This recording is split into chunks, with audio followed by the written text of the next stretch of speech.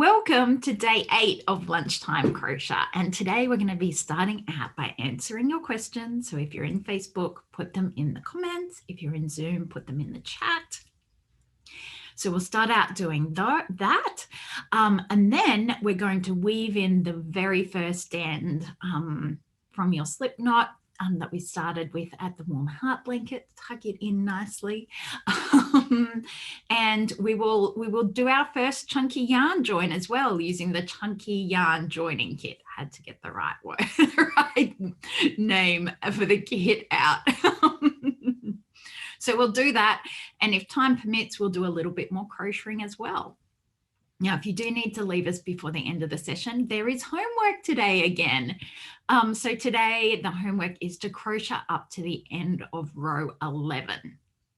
So do that. And if you need help, you can go back and watch these videos. They're on the Homely Lass website.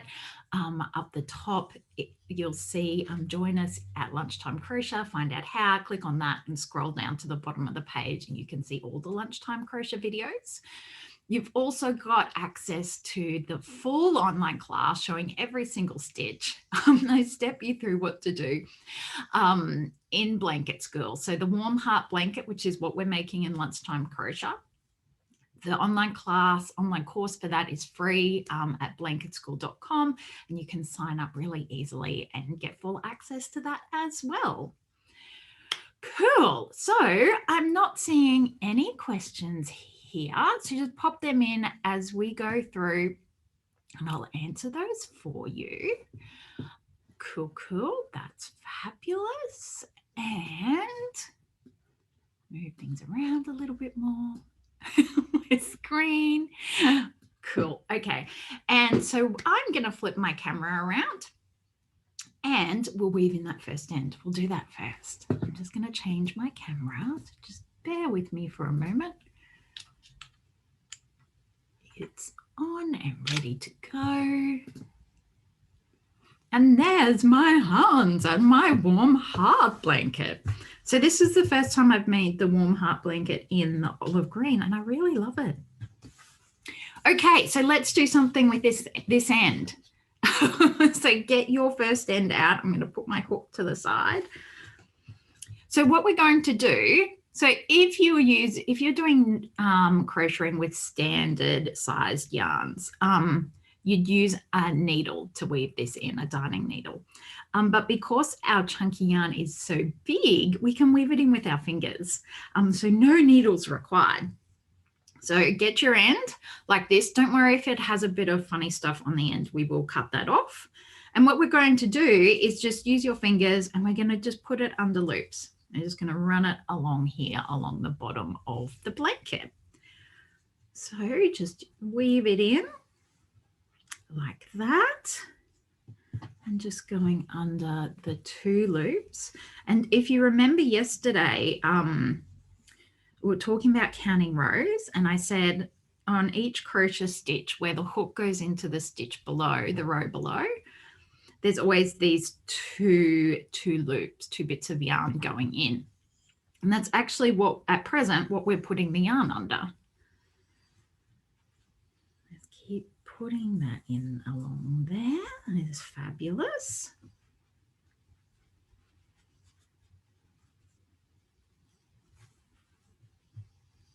Weaving that along. Aim to get it under at least 10 loops, 10 bits of yarn, or a bit further.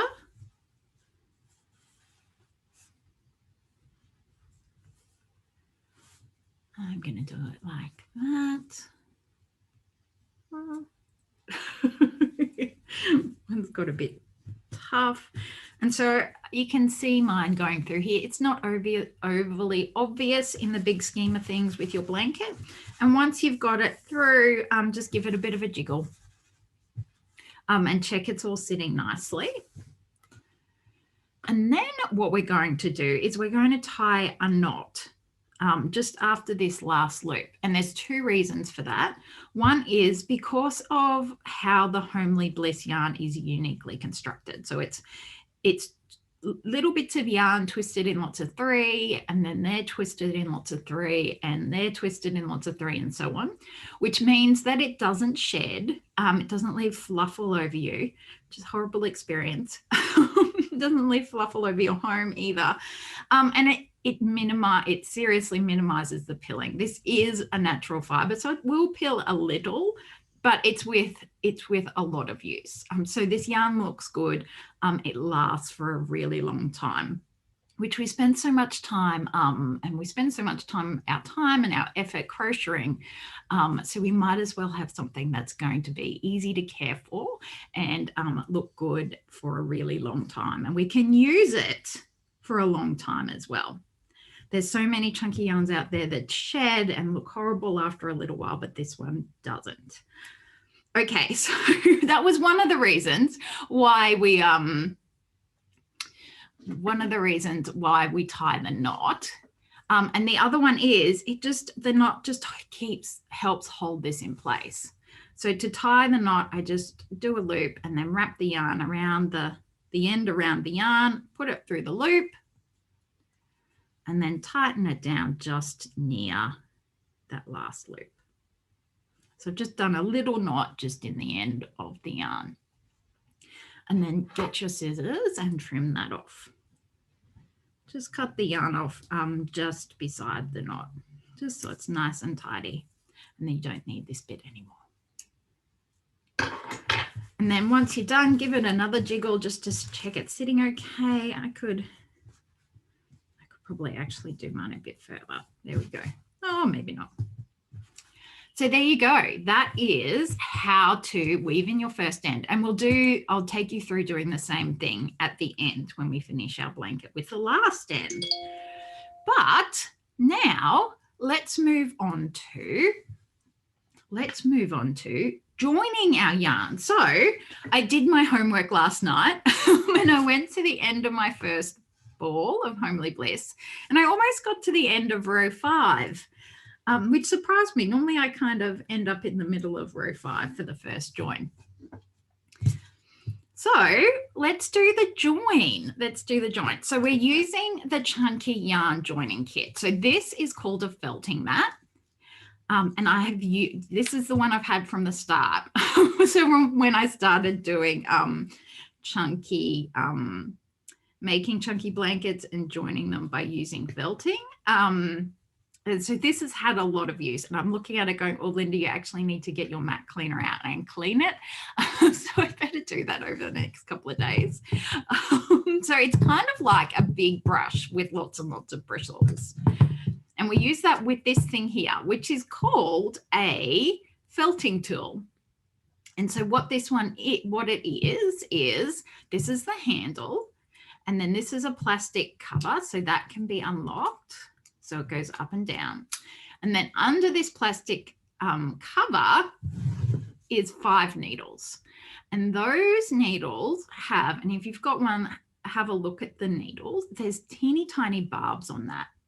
And what these needles do is, so wool has these teeny tiny fibers, these little bits of fibers. And what the felting tool does, and those little barbs on the needles, is it interlocks those little woolly fibers. It kind of interlocks them and almost glues them together, and it makes a really strong join. And I'll show you at the end how strong it is. And it means that we don't have a big, ugly, bulky join with these ends sticking out everywhere.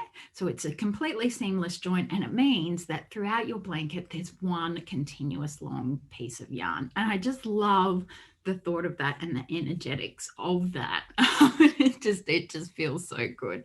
And it gives a nice tidy join. So let's do a join. So what you need to do, you will need scissors as well for this too. So grab your scissors if you don't have those. So we need we need the felting mat, the felting tool. Oh, and the other thing I wanted to say is with these felting tools, The needles are replaceable. So if you do break one, I don't tend to break many needles when I'm joining the Homely Bliss yarn. I'm more likely to break them when I'm joining the Homely Hug yarn because it's felted and is thicker. So you can take the end off and there's the end of the needles. You can just pull them out and replace them. Okay, so get your two ends and pop them on your felting mat. And what we're going to do first is just lightly felt each end.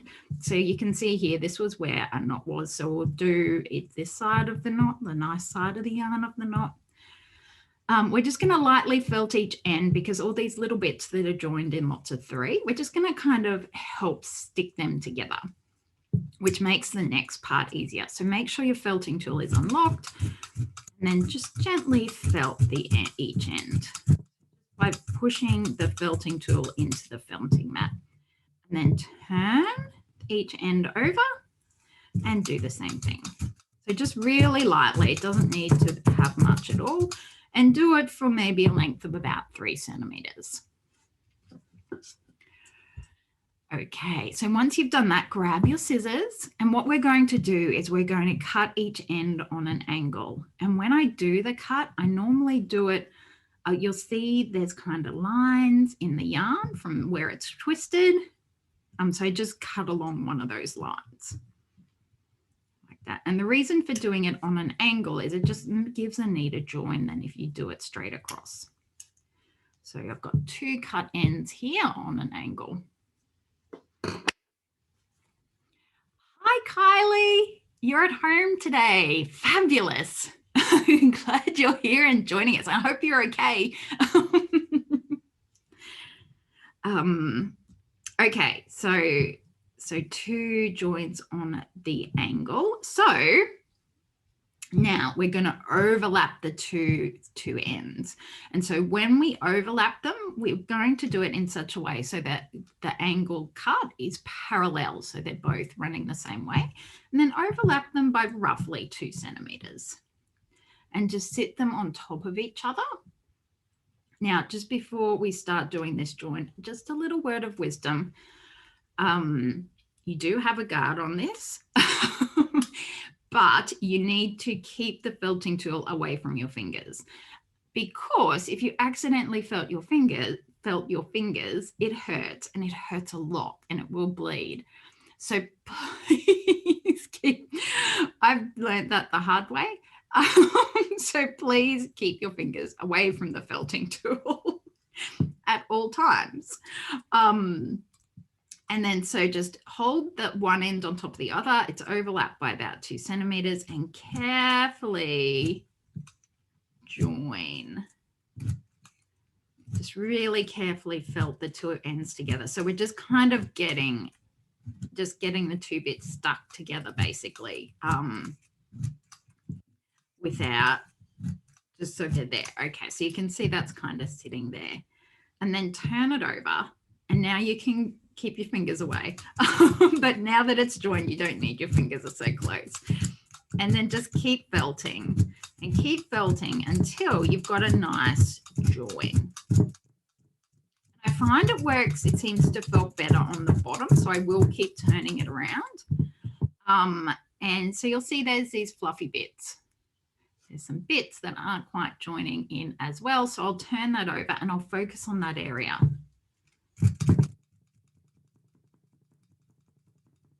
Mine has actually gone a little bit skew-if, so if I can, I'll kind of put the 2 ends back on top of each other.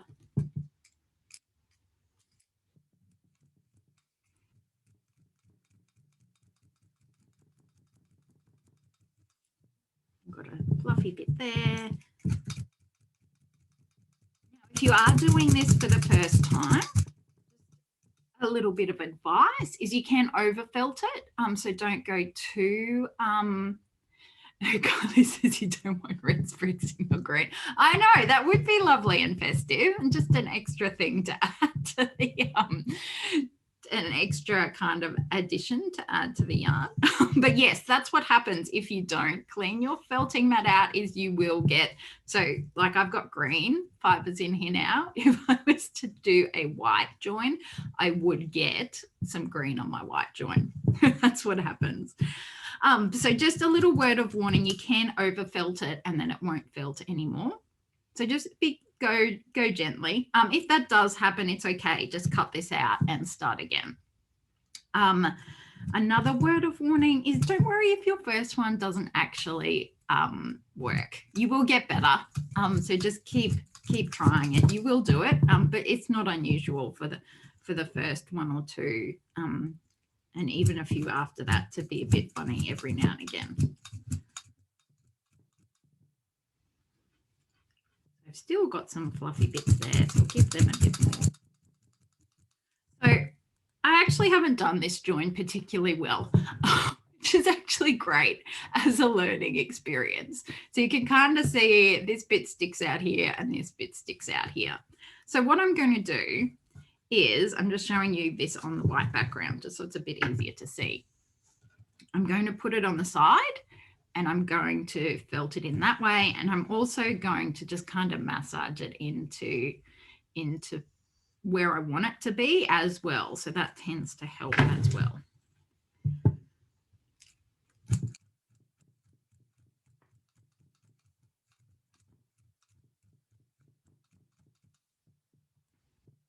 And like everything, the more you do it, the better you will get at it.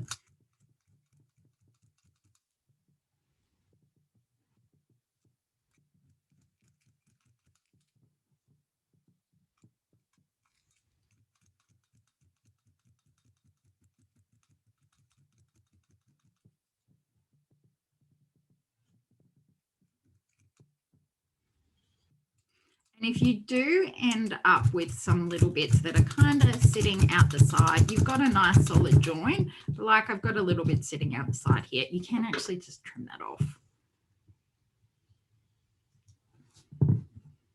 Don't often do that, but I will today. Good for demonstrating. Little bit there more I want to concentrate on.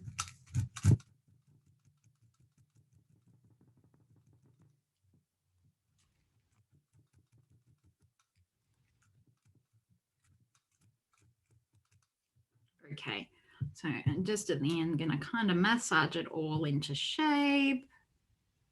And that is my join. But before we go any further, Donna says, by job, I think I've got it. Well, at least it's not pulling apart. Yes, Donna, that's fantastic. Because it's not pulling apart. Perfect kind of comment as to move into what I'm going to show you now. The last and very important step of doing your join is to give it a test, to give it the strength test. So just pull on it. You can pull on it really hard if you want to, but a light pull is kind of more of the stress than what the join will have while it's in your blanket. This always makes me laugh because I'm a civil engineer and I almost kind of, when I was first doing it, I was like, how will these stresses happen within the blanket? And I was in my element. I was in my civil engineer element. Side note. So yes, Donna, if it's not pulling apart, you're right. Because once it's in here, it's looped around a couple of times. It's quite strong and no one is going to get that particular join in the blanket and pull it. And probably no one but yourself will even know it's there. So that is the join. So I suppose if you do have any questions just about the joining or anything else, just pop it into the comments or the chat now. I'll just give a moment for that. I'm just going to have a bit of a tidy up here, put my little bits of yarn that I've cut off to the side and put my joining kit to the side as well. So that's the join. Fabulous, fabulous. And so what we'll do next, Slavika has said, my join is great. Yay, Slavika, that's fabulous. That's so good.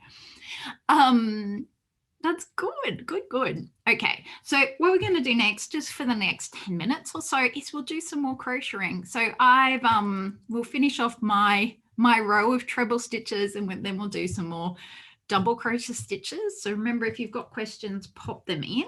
But let's do some more crocheting. Okay, so hook back into there. So looking at here, just counting how many stitches I've got left to go here. I've got one. That's one V of this row below, and there's the second V of the row below with a stitch marker around the end stitch. So 2 more stitches to do in this row, and then we'll turn around and do a double crochet row. Okay, so treble stitch starts with a yarn over. So yarn over, wrapping the yarn from back to front, and then put the hook into the stitch below. So into this one here, remembering to put it under both legs of the V. And then yarn over, and this is the funny yarn over that kind of just goes across the front, and then pull the yarn over under the stitch below, so under these 2 bits of yarn. There we go, and that gives 3 loops on the hook. And then yarn over, and then this yarn over is going to go under the first 2 loops. So these 2 loops are going over the end of the hook. And that gives us 2 loops on the hook, and then yarn over, and this yarn over is going to go under these 2 loops. So those 2 loops go over the end of the hook. And we know we've finished our last loop. And we know we've finished our stitch, sorry, because we've got 1 loop left on the hook. And just while I'm thinking, Kylie, if you're still there, how are you going with your autumn cowl, with your yellow squares? So Kylie is joining us in doing the autumn cowl and making the color exploration blanket. And her squares and her crocheting have improved so much. And I love seeing her progress, what she's doing. Okay, so treble stitch. Next treble stitch, so yarn over, wrapping from back to front, and put the hook into the stitch below, which is where the stitch marker is. And then yarn over, and this is the funny yarn over that kind of just goes through the, just across the front of the hook, and then pull this yarn over under the stitch below. So under these 2 bits of yarn, and they go over the end of the hook. And that gives us 3 loops on the hook.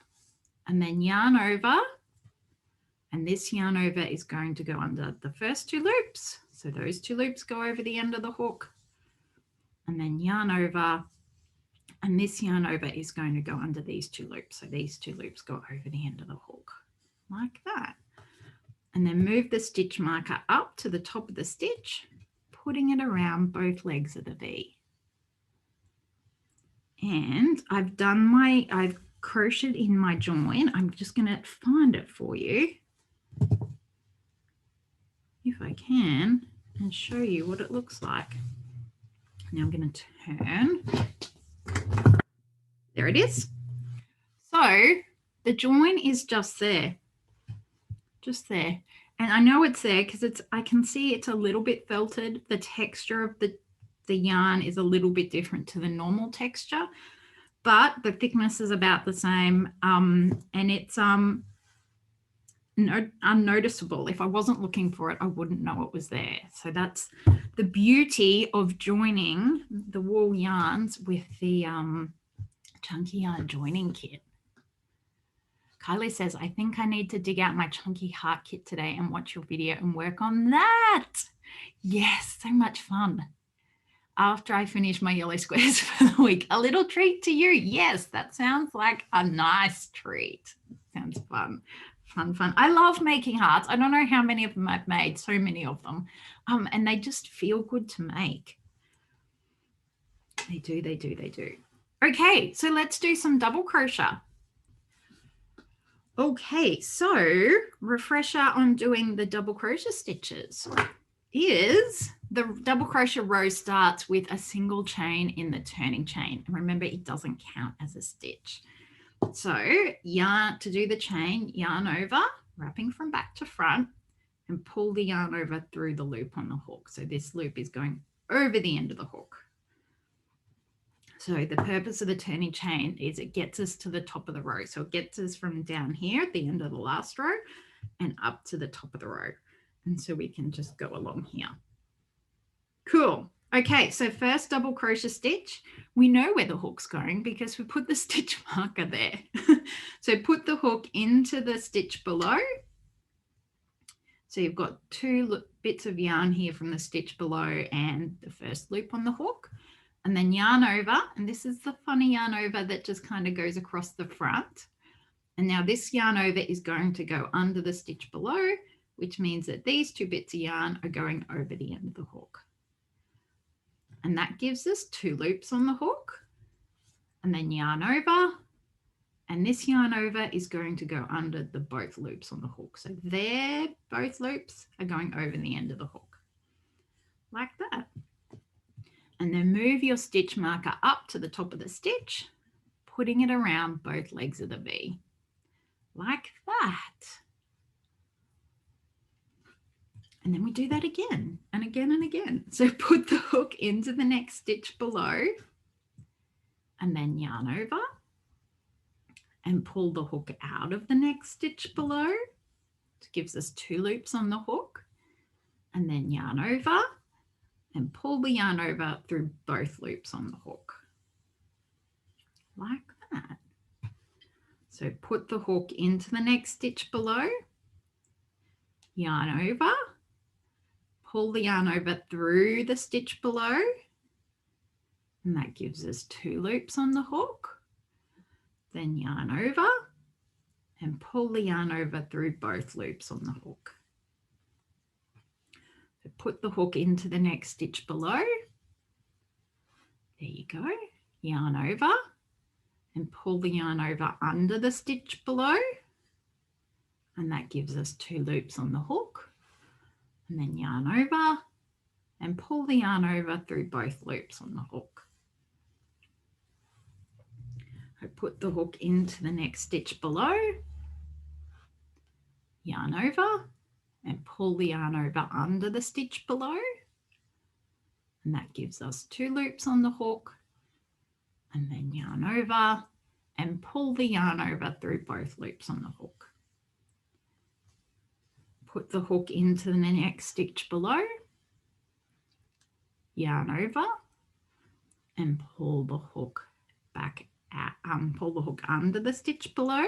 That gives us 2 loops on the hook, and then yarn over and pull the yarn over through both loops on the hook, like that.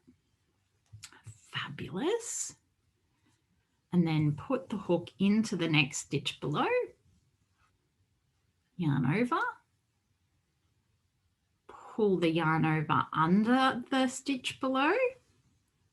That gives us 2 loops on the hook, and then yarn over and pull the yarn over through both loops on the hook.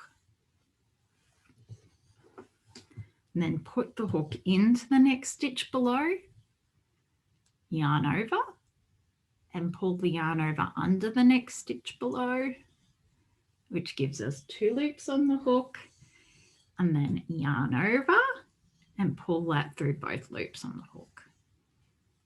So put the hook into the next stitch below, yarn over, pull the yarn over under the stitch below, and that gives us 2 loops on the hook, and then yarn over and pull the yarn over through both loops on the hook.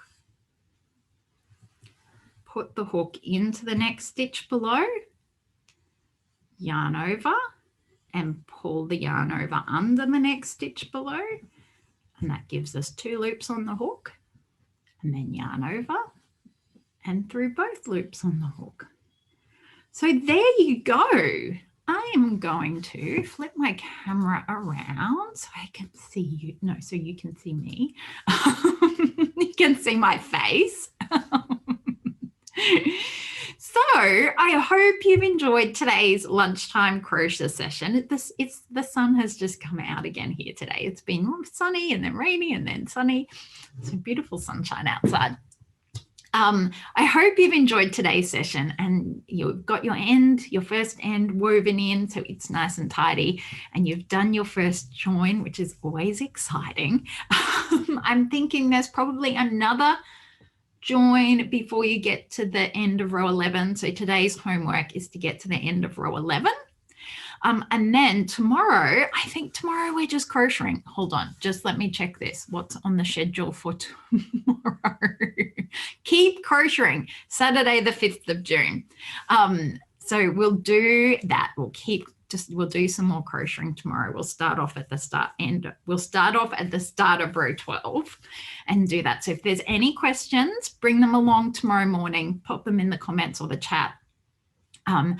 And because tomorrow is just a crocheting day, it's a perfect time. If there's anything you're unsure about, bring it along and I'll answer and help you out at the start of the session. So this is exciting. Thank you for joining me today. Minna actually hasn't made an appearance. She is here with me. She's in her little bed under the desk. So no doubt she'll be back tomorrow.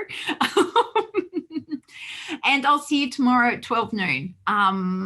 Yeah, talk to you then. Bye.